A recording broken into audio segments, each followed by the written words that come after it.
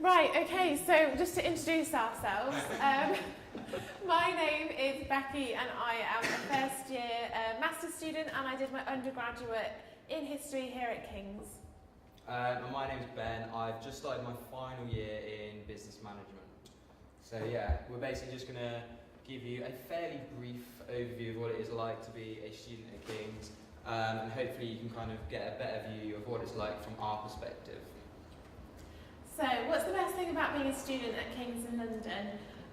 We both agree that it's definitely independence comes top.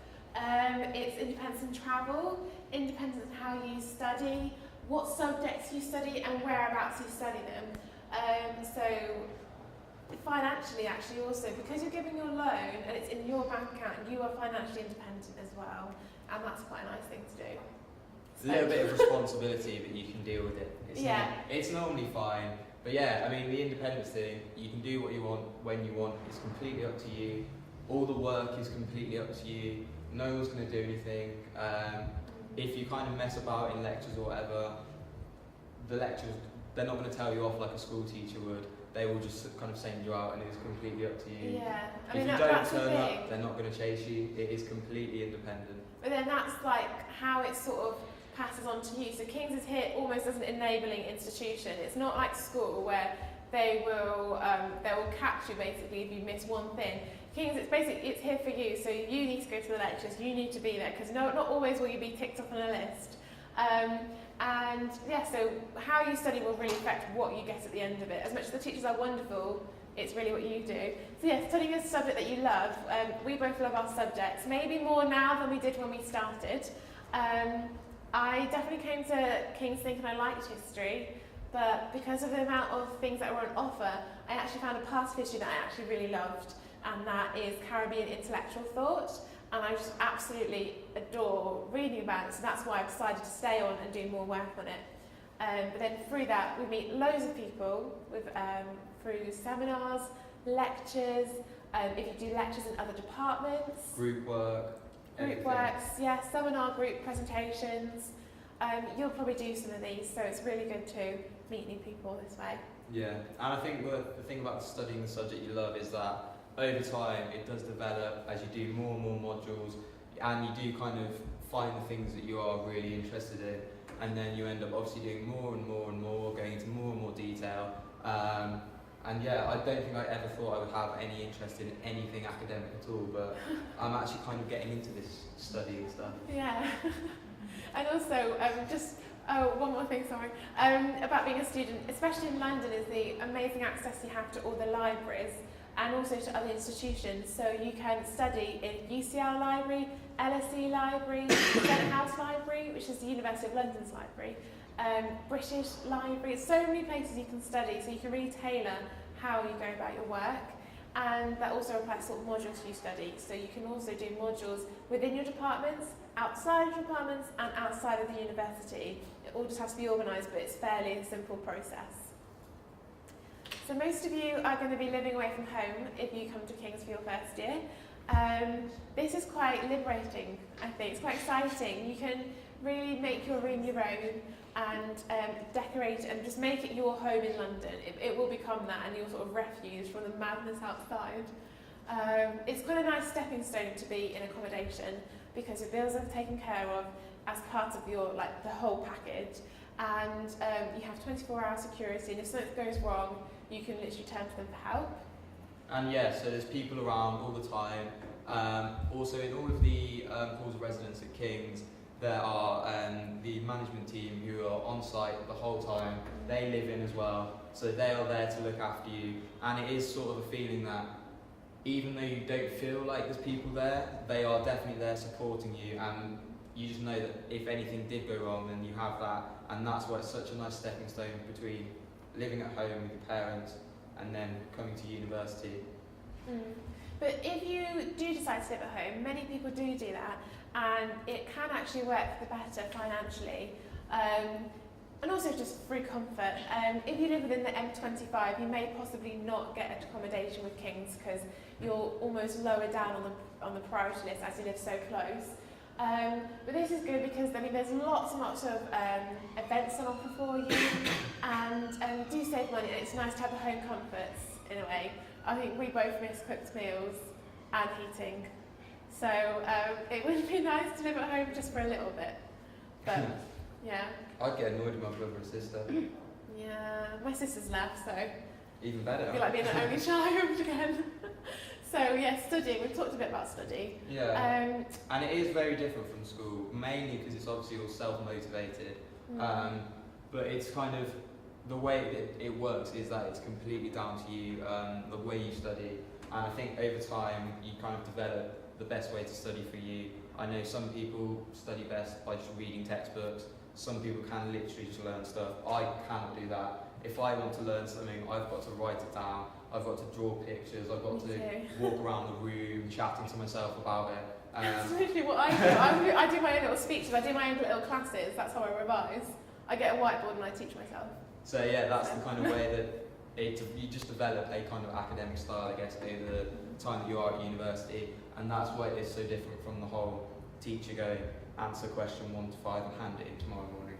Yeah, and I often find that studying in different locations can actually help, especially if you want to treat it like a job. So maybe if you're going to say, I'm going to study from 9 to 5 today, I have no lectures and that's what I want to do, I'll take an hour lunch, and if you go to another place other than where you're living at the time, it can be quite nice mentally to get all the work done and forces you not to go on Facebook or check how Jeremy Carl's doing. It's useful to get away from home, I'd say. So societies, that's another great way to involve yourself in King's, and there are plenty of societies, there's over 300. We've both got involved in societies. Mine mainly have been musical societies, so I've done King's College London Symphony Orchestra and University of London Symphony Orchestra, and you've done... Yeah, I do musical theatre, but the King's Musical Theatre Society based at the Strand, and also the Medstock Musical Theatre Society, which is based over at London Bridge. So yeah, that's good fun. It runs all the way throughout the year, and basically my closest group of friends are all from that. So we said earlier, you meet people on the course. Obviously you do, and you have your course mates. You then also have society friends and loads of different social groups, loads of stuff going on all of the time. And often I think the societies is probably one of the best ways to come and throw yourself in at the deep end. So I know it's quite daunting coming to a big city, a big university. You don't really know what to do. Just go for it. Do everything. If you don't like it, you can leave. And there's also, you can set up your own societies if you have a good enough reason and there isn't one there already for you. There is a process where you can literally apply. As long as you've got 20 people that promise or pledge that they'd be part of your society, you can pretty much set it up. I had a friend who set up King's Players, and they've recently gone to Edinburgh Fringe Festival to perform a play they've been rehearsing. So it can actually be really good, and especially fantastic for your CVs when you're eventually showing that you can be in a place of, I don't know, responsibility. So yeah, we've just got a quick list here of a few of the more unique societies that are around. And the African and Caribbean Society had the most amazing week last year. They had a week of dance, food, almost like carnival. It was amazing. We've got Whovian Society for Doctor Who fans. Ukulele Society, USOC, which has become really popular recently. And then Amnesty International is part of all the Amnesty International sort of network of societies in the UK. So there's a nice breadth. There's also lots of sports though on offer at King's. So we do, check out the picture. So we do lots of sports at King's. There are Guy's, St Thomas's and King's. So these are the medical societies, and they're called GKT. And there's also the King's ones. So we have nice sort of inter-rivalry going on between. And so yeah, there's a huge variety of sports again. So we've got boxing to taekwondo, tennis to karate, golf, motorsport. I mean, these are done all over London. So you really can explore London whilst you're enjoying the sports. And because there is the GKT ones and the King's one, it means that there are a lot of teams playing at a lot of different levels. I think there's there's 6 King's football teams, and I think there's about 4, so there's 10 football teams which you could join. obviously the sixth team are quite social, just like a kick around in the park. They do all play in leagues and stuff, but it's a lot more social, whereas the first team play in the higher divisions and take it a bit more seriously. So if you want to have fun doing sport, you can do that. If you are a serious sportsman or woman, you can do it as well. So it's absolutely fine if you want to come to King's and are still interested in sport. And some people earlier were sort of worried about being in central London, and they're like, there's no green space anywhere. How do we play football or rugby or hockey? And basically that is sorted by travelling out to Berrylands and Honour Oak Park, which are about a 20-minute journey on the train from Waterloo off to Berrylands, and then from London Bridge train station off to Honour Oak Park. So yeah, you definitely can do all the sports that you would want. And again, this is just a small list of what's on offer. I don't know if this is considered a sport, but UCL and King's played a game of Quidditch recently, the Harry Potter Societies. Yeah. So there is a huge variation. And then That should so be on here. that should be on here, Quidditch, yeah. So studying abroad, neither of us actually did study abroad, but we have many friends that did and got a lot from it. So if you're doing a language or maybe law combined with a language, you may already be having this without a doubt in your course. Other people can opt to do studying abroad. If you do a history, if you're doing English, you can go to institution in 5 continents in the world. So we've got Hong Kong, California, Madrid, Munich, Berlin, Sydney, because King's has 7 global institutes, so all of these have definite university connections that you can really explore in your studying abroad. So working, so both of us have actually worked alongside our degrees at King's. I'd say maybe no more than 2 days maximum a week. I mean, because often if you're working, you've got a contract with work, so sometimes if you're not coping with your studying, it can be hard to cut back on your contractual hours when you're working. So just be careful, and when you set up work, not to take too much on, because you are here predominantly to study. So it can be sort of a bit of a balancing act. Yeah, it is all about finding the right balancing act. Obviously, there's some people who will work very quickly with their studies, can read very quickly. That's fine, and they maybe can do more work. But there's other people like me who will spend about 10 hours reading 10 pages of a book. So obviously I haven't got the time to be doing too much part-time work and things like that. Then you've got to balance up the social side, all the societies and the club as well. And it tends to be the way that if you do too much of kind of all 3, it is normally the university work that slides. And obviously that's not something that you want to happen. So if you find the right balance, part-time work is great, and it's always nice to have a little bit of extra money.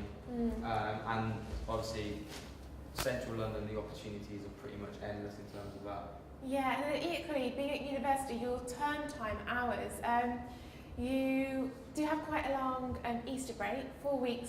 That is often spent revising, but the summer break is usually about 3 to 4 months. My last exam is the beginning of May, and my lectures begin October. So in that time, it's often people choose to do internships or maybe do some full-time work, so that when they do graduate, they do have something on their CV. They can say, I've done this, and it also gets your foot in the door, and you can see whether you actually would want to do that as a career. Like, you spend your whole university planning something. Sometimes, once you've got the experience, you go a different direction. It's good to know that whilst you're at uni, so you can maybe choose the modules that will apply to whichever direction you want to go into. So that leads into money management. So we touched on it a little bit. Money can be quite difficult in London, but everyone's in this, well, pretty much everyone's in the same boat unless you're a billionaire or something. So money management, roughly on average, people tend to pay about £500 per month rent on average, but it can go as low as 280. I lived in a house where one of the rooms was that much, and maximum, well, there really isn't a maximum, unfortunately, in London, as you can imagine. It varies. I know Hugely. some people who are paying about £80 a week, and then I know someone who's paying £260, and they live, we're talking a 10-minute walk away from each other. So it varies greatly, but I mean, obviously London is more expensive, but there are ways you can get around it. Do your research when it comes to like private halls and things like that. Have a look out for the places that are kind of offering or want to kind of rent the places out quickly. They're often a good place to start. We found our flat through Gumtree, so there's all of these different websites which they're not the official lists, but they're good places to start anyway. Yeah, so yeah. I completely agree with that all. And being in London is actually quite useful in that it is difficult to begin with, but you learn these skills to really control your money. Perhaps skills that people where rent isn't so much, they can be a bit more fluid and not keep so many tabs on what they're spending. You'll learn to really control your money and to not do splurges and to make sure you've got enough for the travel and the food at the end of the month as well. But also, I would say, don't be scared to spend money as well. Yeah. Like, you do have to have fun you have to and enjoy live in yourself. London. So there's no point worrying about it too much that you just come into a shell and don't do anything. Yeah. So yeah, don't be scared to spend money. Obviously, just be sensible with it. How many times in your life are you going to have like a weekend free to just disappear off to Kew Gardens or things like that? Because you're in London, you literally can do that, so just make the most of it. So yeah, finally, it's our experiences at King's. So, do you start? Why not? Basically, I've kind of been saying this to people earlier, and all I would say is that my King's experience is probably getting better and better and better as I go through the year groups, and that is basically because I'm meeting more people, I'm finding out exactly things I like to do, places I like to go to. So yeah, it's basically just about, I'd almost say King's is about having different experiences, and yeah, just throwing yourself at things. Like, don't worry about what people think. You're at uni, it's time for you to kind of do what you want, enjoy yourself, and yeah, you definitely will enjoy yourself at King's, and I think mainly because of the people. I think generally the people at King's are one of the most friendly groups that I've ever met anyway. Everyone's always smiling, everyone's happy. Dimpy's always running around with too much energy. I don't know how she does it. But you just bump into people left, right and centre, and you may think, oh, you're in London, massive city, there's no way it's going to happen. But you actually do, don't you? You just walk along the street and you'll see someone from King's and you stop and have a conversation with them, even if you don't really know them. I think that is just kind of a bit of the King's culture. Yeah, I totally agree with all that. Only thing I'd add would be, I love all the different parts of London. Like, you go to a different area, it's almost like a completely different culture, different feel, and different things you can do, which I absolutely adore. And through King's particularly, I've realised, it might sound corny, but I've realised what parts of academics I enjoy and what I want to pursue further. It's made me a lot more concrete in knowing what I want to like sort of achieve in the next, say, 10 years. I don't know after that, but the next 10 years I'm pretty determined to get where I want to get. And so I would just say that it's made me more determined. I've gained some confidence, and it's literally, King's to me is like an enabling sort of institution. So what you give into it, you'll get so much more. So just make sure you take advantage of everything on offer, and I'm going to try and follow my advice this year and join a lot more societies and make the most of it. So yeah, that's our experience. So yeah, that's the end of the presentation. If you have any questions, go ahead. Ask. Yeah?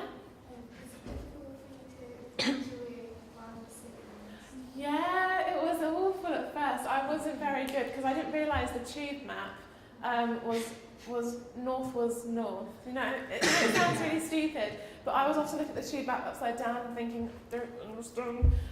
So yeah, I got very lost. But you pick it up so quickly, and soon you'll be that person on the bus, like after 2 months, when someone is paying by cash and taking age and saying, oh no, I didn't this the right bus, you're going. You're like, no, not having this.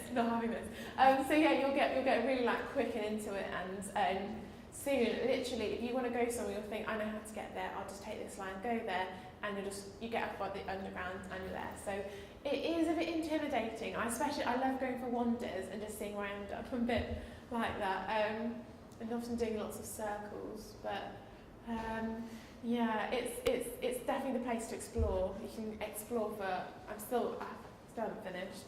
Probably seen about a quarter of London. I'd say like the best way to get to know London is honestly just walk around, because I know it's easy to go on the tube, it will take you directly to where you want to go, but you don't actually get a feel of what is above you. No. So you just miss gaps and you get to know the Strand and then where you live. Whereas if you walk around, you get to know all the different routes, all the different places, and you get a better feel of how all of London is kind of connected in different areas. So it sounds sad, but in my professional week, I did spend one day just walking around for about 6 hours. And now I'd say I know London fairly well, like the different bits and parts of it. I probably did a bit of a lazy version of that. I did some walking, but I also used to go on a bus and see where I ended up.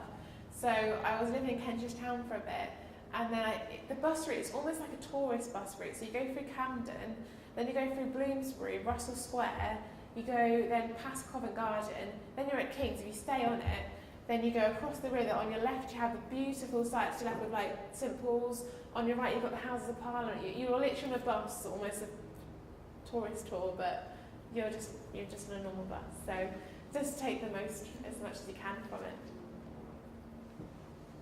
Any questions? Yeah? International students the resident halls? You get first priority.